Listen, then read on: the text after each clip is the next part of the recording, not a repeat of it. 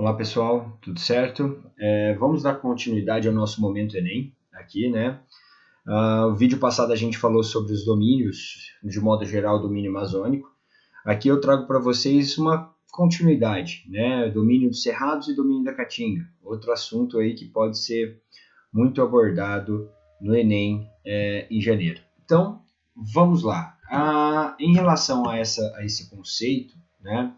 Dos domínios, a gente já viu que é uma interação entre clima, relevo e vegetação, basicamente. Então, o domínio dos cerrados, a gente já começa com uma questão sobre a vegetação.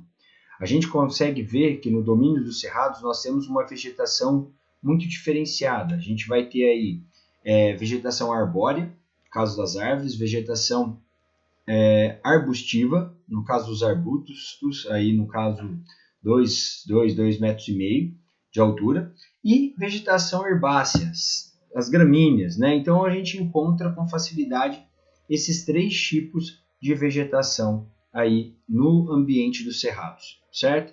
Que mundialmente a gente conhece como savana, né? E no Brasil a gente classifica esse ambiente como cerrado. Bom, primeira coisa, localização, ele fica na região central do Brasil, né? Essa parte verde aqui que a gente está vendo. Eu gosto de brincar que é o Majin Buu chutando aqui, ó. Para quem gosta, para quem assistiu Dragon Ball Z, é o formato do Majin Buu aí, que é a territorialização e a localidade do Cerrado. Essa parte central aqui. E nós tínhamos conversado na aula passada que o amarelinho aqui é as áreas de transição, certo? Então vamos lá. Relevo, né? O relevo do cerrado, gente, a gente vai ter planaltos, que a gente chama de planaltos sedimentares, né? E que é vinculado à formação tabuliforme, né? Que a gente chama de chapadas. Então esse relevo que vocês estão vendo aqui, isso aqui é uma chapada. A gente tem o paredão exposto, que a gente chama de escarpa, né? Toda vez que a gente vê rocha exposta, é uma formação de escarpa. E eu tenho uma superfície mais planificada. Não é totalmente plana, mas a gente tem essas ações aqui que dá a figura de uma chapada, né? E por que a gente chama de planaltos sedimentares? Se a gente analisar o relevo aqui, ó, a gente consegue ver que nós temos cores diferentes desse rochedo. E pegando essa borda de cá, ó, a gente consegue ver que tem algumas linhas, ó, dessa condição, né, da formação desse relevo. E o que isso identifica para mim? Isso identifica de uma sobreposição de camadas erodidas, ou seja, o relevo foi erodindo, foi acumulando sedimentos aqui e foi criando camada por camada. Por isso que a gente chama, né, de sedimentar. E aí, essas camadas planificadas, né, uma sobre a outra, é o que a gente vai falar dessas ações tabuliformes, uma formação mais retilínea, né? Nós vamos ter também planícies, né? Principalmente chegando à região do Pantanal, um pouco mais próximo aí do Cerrado, e as depressões. Por exemplo, aqui a gente já fala de uma área depressionada. O que é o significado e a definição de uma depressão, galera? É uma área rebaixada em relação a áreas mais altas vizinhas, ou seja, aqui um ponto eu tenho a área mais alta, aqui eu tenho a área mais alta e aqui eu tenho uma área rebaixada. No caso que a gente está vendo aqui, pelo meio dessa cachoeira, né, aqui embaixo está passando um rio, e aí é onde a gente tem a formação de um vale. Um vale nada mais é do que uma área depressionada, mas um rio passando, né, embaixo. Então você tem aqui, ó, e isso vai escavando até a parte superior aí desse relevo. Perfeito? Bom, hidrografia. Por causa dos planaltos, nós chamamos essas áreas altas do Brasil Central, né, que são ótimos dispensores de água. Então, se a gente voltar aqui no mapinha, essa parte central aqui de Goiás, né, pegando uma parte do Mato Grosso, de Tocantins e tudo mais, a gente vai ter aí ótimos dispersores de água, porque são pontos mais altos e a água, né, galera, obedece à lei da gravidade. Ela vai do ponto mais alto para o ponto mais baixo, surgindo aí as correntezas, né? E aí, como é um ponto alto, vai ser um dispersor de água. Essa água, essas nascentes, elas vão correr para a parte mais baixa. E aqui eu destaco importantes bacias hidrográficas formadas nessa região. Bacia do Rio Paraná, Bacia do Rio Amazonas, bacia do Rio Paraguai e bacia do Rio Tocantins-Araguaia. Você pode estar falando assim, Matheus, mas do Amazonas, como assim? Se a gente olhar o mapa, gente, o Rio Amazonas está passando aqui, ó. Mas os seus afluentes, né, que nascem nessa parte mais alta desse Planalto Central, convergem, né, para o Rio Amazonas e vão desaguar no Rio Amazonas. Então, por isso que a gente tem partes aí que a gente pode falar de uma formação da bacia amazônica, beleza? O clima é o chamado tropical típico. O que seria esse clima tropical típico? Eu tenho basicamente duas estações, né? Uma chuvosa e uma seca. Então a gente fala que são 6 meses de bastante chuva, né? E 6 meses de bastante seca, o que vai dar uma modificação muito grande para a vegetação. Porque quando nós estamos nesses 6 meses de seca, galera, a vegetação fica muito ressecada, muito amarelada. Você pega, por exemplo, imagens de satélite dentro do cerrado, você vê áreas totalmente amareladas. Agora, quando eu começo na estação chuvosa, ele vai mudando de cor, essa vegetação vai mudando de cor e a gente consegue notar bonitinho essa mudança, né? Esse tom amarelado para um tom mais verde, mais esverdeado, mais vivo, podemos dizer assim. E aí é o que alguns pesquisadores falam, né? Que quando trabalham com imagem de satélite do cerrado, chamam o cerrado de camaleão brasileiro, justamente por causa dessa mudança de cor da vegetação relacionado ao clima. Né? Embora a gente olhe essa vegetação toda seca, toda amarelada, ela não morreu. Ela só está num processo, né, de perder menos água para o ambiente para conseguir passar pelo período seco e chegar até o período chuvoso, certo? Então, como a gente já tinha discutido lá no começo, a vegetação é separada por herbáceas, vegetação rasteira, gramínea, arbustos até 2 metros, 2,5 metros de altura, e as árvores que podem chegar aí até 6, 7 metros de altura, né? E como é que seriam essa característica dessas árvores?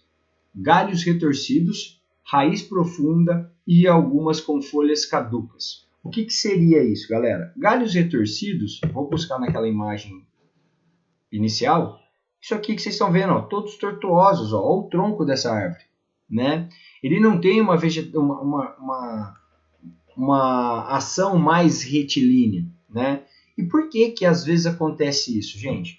Porque todo vegetal praticamente no cerrado, ele se desenvolve no período úmido, né? No período de chuva. E aí, quando ele está lá se desenvolvendo, até com galhos retilíneos e tudo mais, vem o que a gente chama de corte hídrico, né? Que para de chover, começa a estação seca. E aí a planta, para ela se adaptar e ela aguentar o período todo seco, ela começa a fazer tortuosidades nos galhos, né? Porque ela não tem água, não tem grandes quantidades de nutrientes para promover esse desenvolvimento retilíneo desses galhos. E aí é uma adaptação para o período de seca.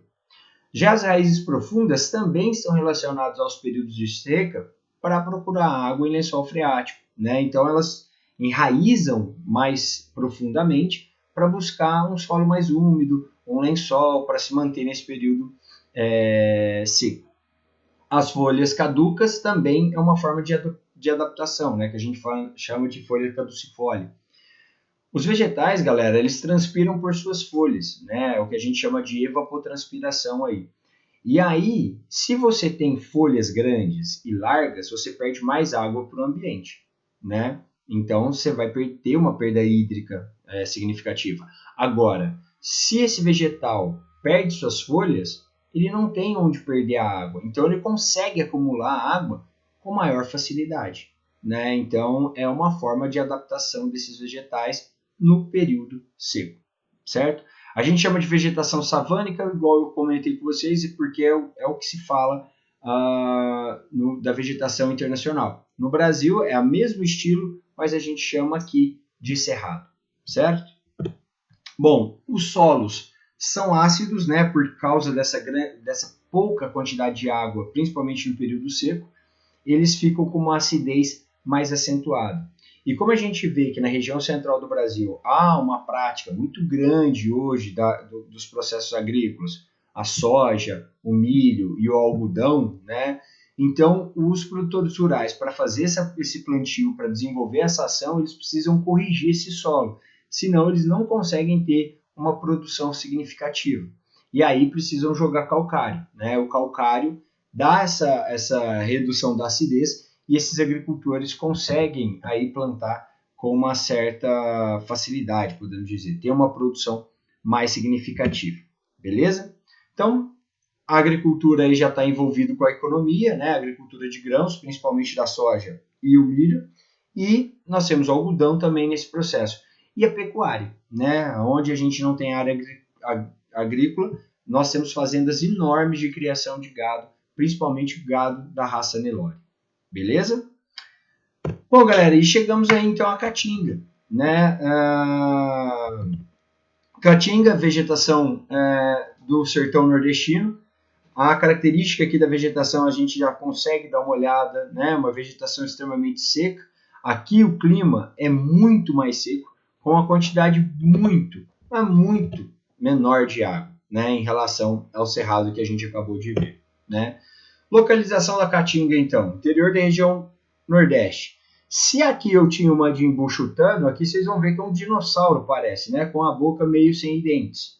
Mas esse rosinha aqui é aonde a gente tem a configuração da caatinga. E aí você vai falar assim, nossa, mas por que tem essa boca aqui, ó, desse dinossauro aqui? Qual que é a razão para aqui ser uma área de transição e não ser englobado toda a configuração da caatinga? Essa abertura aqui, galera, que a gente consegue ver, é o Rio São Francisco, por onde ele passa, né? E ele vai desaguar aqui entre os estados de Sergipe e Alagoas. E por ele ter um potencial de irrigação nas suas margens, aqui a gente não classifica como caatinga, porque tem uma consideração hídrica mais significativa, justamente por causa do rio. Então a gente vai ter essa feição aqui para caatinga, beleza? Bom, o clima, né? Tropical semiárido. A gente fala qual que é a diferença básica de um clima árido para um clima semiárido. O árido é aquele que não chove nunca, né? Passa anos aí sem ter chuva. Agora, o semiárido, ele chove muito pouco, mas ele tem uma precipitação em um ano aí. Aí é o que a gente fala de chuvas escassas e mal distribuídas, ou irregulares e mal distribuídas, né? Então, o que acontece? Você tem praticamente um mês do ano que chove e é só nesse mês. Se a população nordestina, né, do sertão nordestino, da caatinga, achou essa chuva muito pouco, né, não deu para se desenvolver bastante, é um problema porque isso só o ano que vem, de novo, para ter essas condições, né? Então tem uma estação de seca muito longa, né? E qual que é a justificativa para isso? Qual é essas ações? Por que isso acontece? É porque a gente fala que é uma irregularidade das massas de ar. Por isso que eu trouxe isso aqui para vocês verem como se comportam as massas de ar no verão, no Brasil, e no inverno, né? Então a gente tem a atuação aqui, ó. Essa aqui é a massa equatorial continental, massa tropical continental, tropical atlântica e equatorial atlântica, certo? Aqui a equatorial continental também, equatorial atlântica, tropical atlântica, e aqui aparece, ó, a polar atlântica no inverno. O que acontece? Vamos pegar aqui na questão do inverno para depois a gente passar para o verão. Quando eu tenho a massa polar atlântica, que vem lá da Antártica, ela não consegue fazer com que a massa equatorial continental, que é uma massa formada na Amazônia, bastante úmida, né, por causa da embora ela é continental, pela umidade da floresta, pela quantidade de rios, evapotranspiração, ela fica com um processo de circulação, de espalhamento menor, por causa dessa massa de ar que vai vir aqui e ela é bem fria, né? A massa tropical atlântica ela até se expande no inverno. Só que aqui nós temos o relevo, o Planalto da Borborema, que faz com que essa chuva ocorra no litoral, mas não consiga chegar ao interior, né? Ao interior, no caso da Caatinga, no sertão. Então, ela chega, chove no litoral, mas quando ela consegue passar o Planalto da Borborema, ela já chega praticamente seca, né?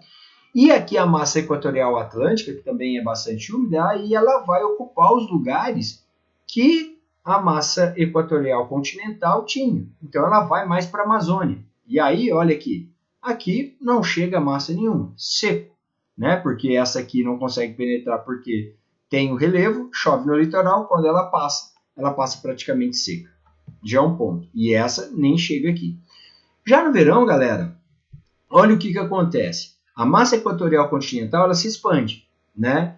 Mas quando ela chega aqui no sertão nordestino, na área da Caatinga, ela já chega praticamente sem água.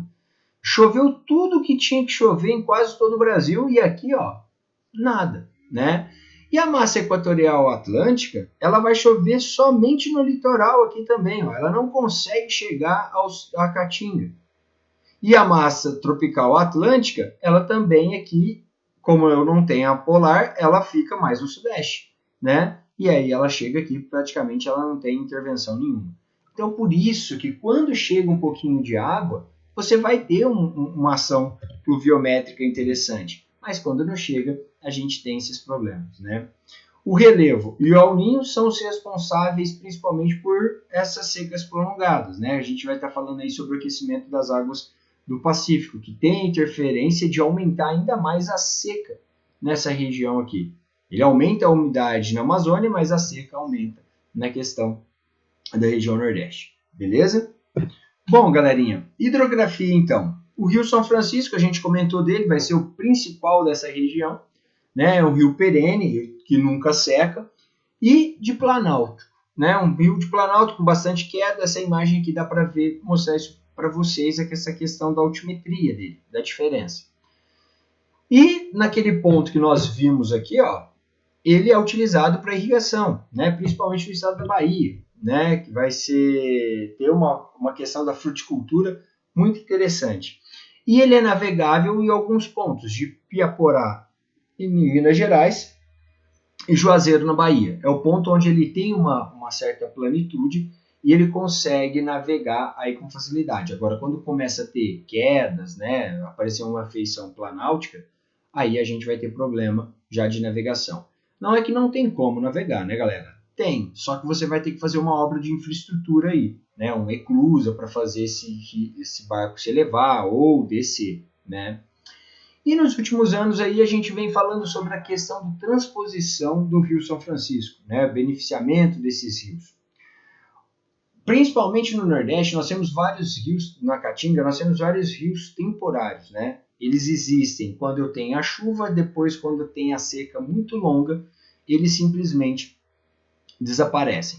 Então o Rio de São Francisco, essa transposição seria um beneficiamento desses rios temporários, fazendo obra em dois sentidos, galera. O eixo leste, né? Aqui, ó, Rio São Francisco vindo da Bahia, e ele deságua aqui entre os estados de Alagoas e Sergipe, que está aqui no ao sul. E aí o eixo leste, galera, levaria água para os estados da Paraíba e de Pernambuco, fazendo a conexão aqui com o rio Paraíba, né? Fazendo essa ação para chegar um volume hídrico interessante. Já o eixo norte, nós faríamos obras aqui para levar água até os rios Piranhas, Rio Apodi e o Rio Jaguaribe. E aí chegaria. O que beneficiaria essa condição? Rio Grande do Norte e o estado do Ceará. São essas ações, né?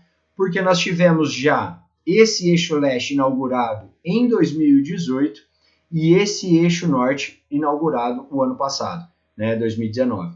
Então, já está funcionando dessa forma.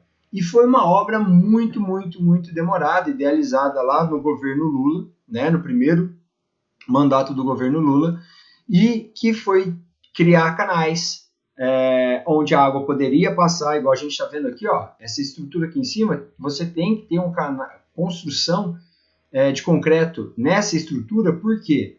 Por ser uma região bastante seca, se a água passasse sobre o solo, ela iria infiltrar e você não conseguiria fazer a água chegar nos locais que você deseja. Então teria que fazer uma pavimentação aqui, né, no caso concreto, e a água passar por isso. E nos pontos onde eu tenho alteração de relevo, áreas planálticas, a gente teve que fazer essas obras. Aqui é um sistema de bombeamento que puxa a água desse local, bombeia aqui, ó, dois canais jogando água aqui e ele continuando fazendo essas ações. E é importante que a gente vê aqui, ó, que isso criou-se um declive, né? Essa parte está mais alta e lá está mais baixo para a água poder correr, sentindo aí essa questão da irrigação, né? Da declividade e da gravidade.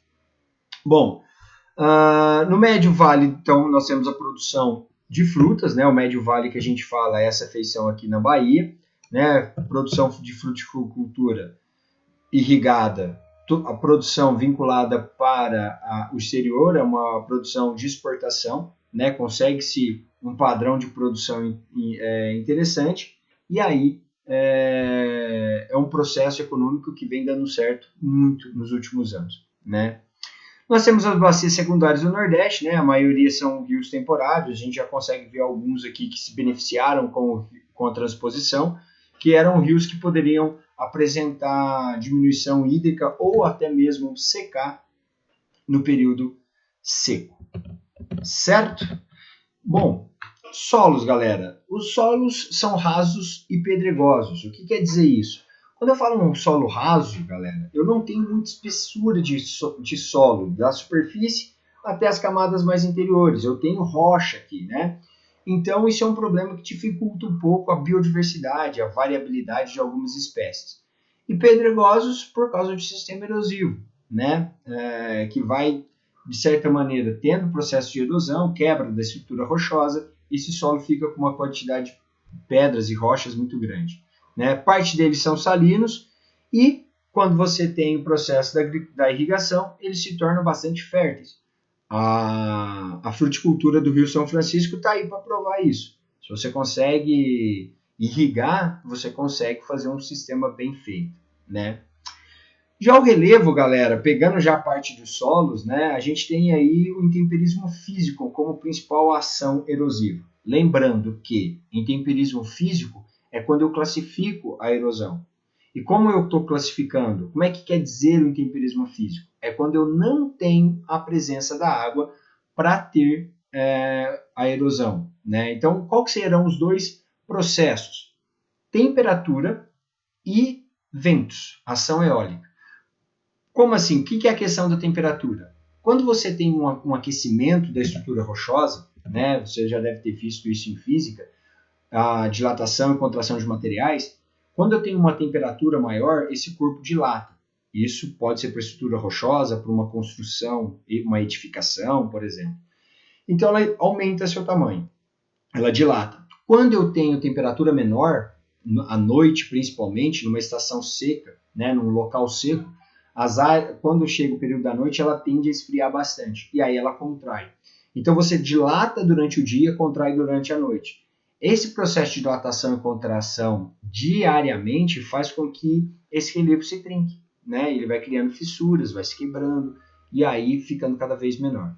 E aí, com essa quebra, essa estrutura de seixos que a gente fala bem menorzinho, dá a capacidade do vento levantar essas porções e se chocar em outras rochas, provocando maior ação erosiva, né? Provocando desgaste de rocha e essas ações.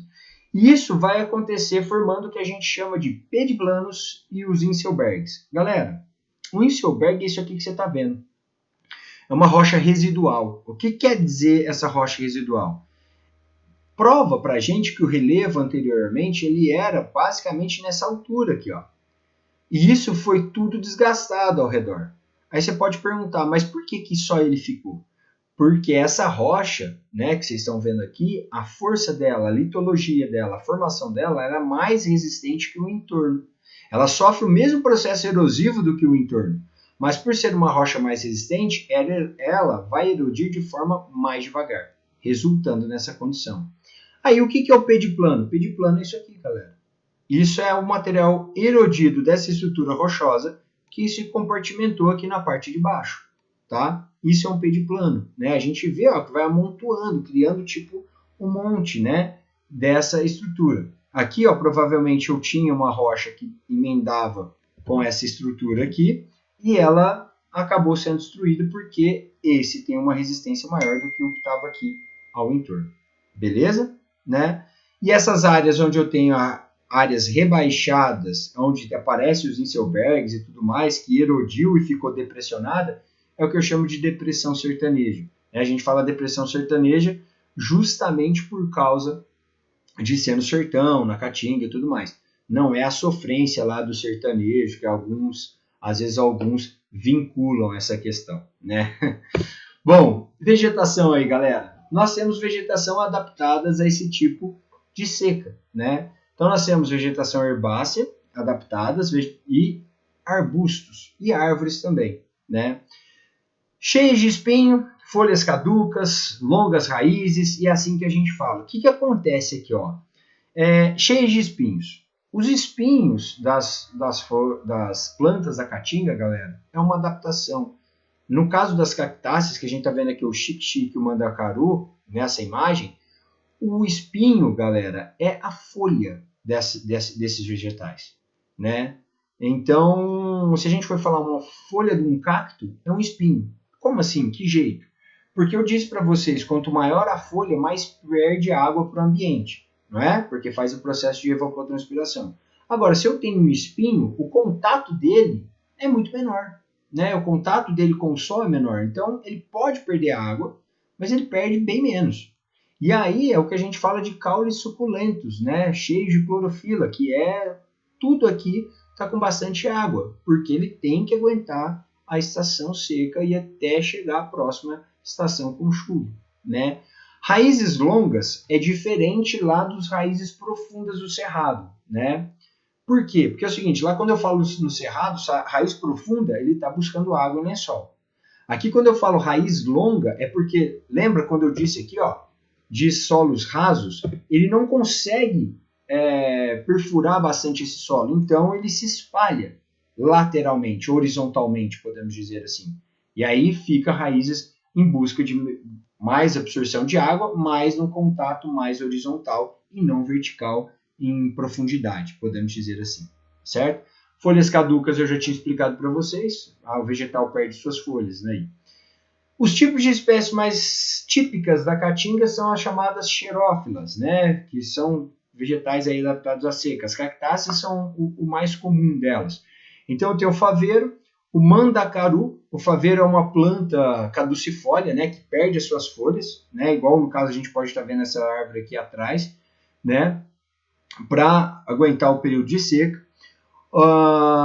O mandacaru é esse cacto que vocês estão vendo aqui, ele tem uma formação mais retilínea, né? E o xique-xique ele vai crescendo de forma a ter uma maior expansão lateralmente, né? Então, esses cactáceos mais comuns. E destaca-se, galera, as bromélias. A bromélia eu brinco assim, às vezes eu falo que é a planta de casa de vó, né? Eu acho que toda casa de vó tem uma bromélia. Vó adora cultivar bromélias, né? E ela é uma planta do sertão nordestino, né? Por quê? Tá vendo esse aqui, ó? Aqui no meio é onde sai a folha dela, a flor no caso, né? As folhas estão aqui em volta.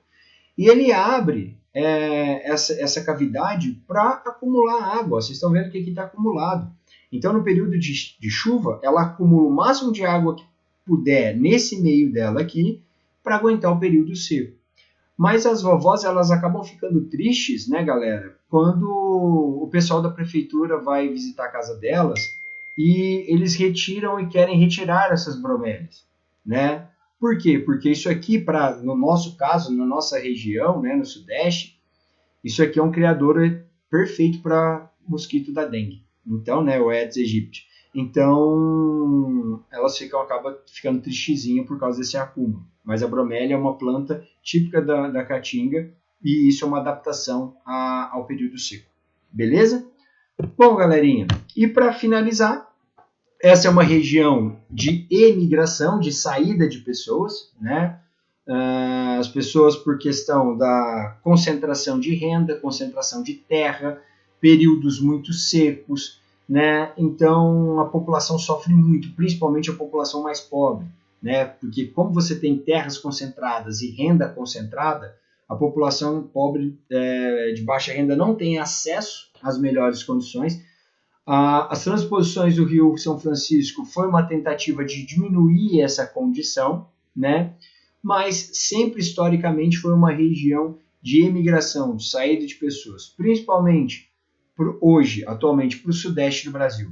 mas a população nordestina, né, da caatinga, em tempos históricos, foi para a Amazônia, né, na produção da borracha, foi para o Centro-Oeste, na construção de Brasília, e se espalhou por quase todo o Brasil, vinculado a esses problemas de renda e seca que nós temos na região. Beleza, galera? Terminamos aqui, foi mais uma ajuda aí do Momento Enem para vocês. Espero nos encontrar brevemente. Aquele abraço, tamo junto aí.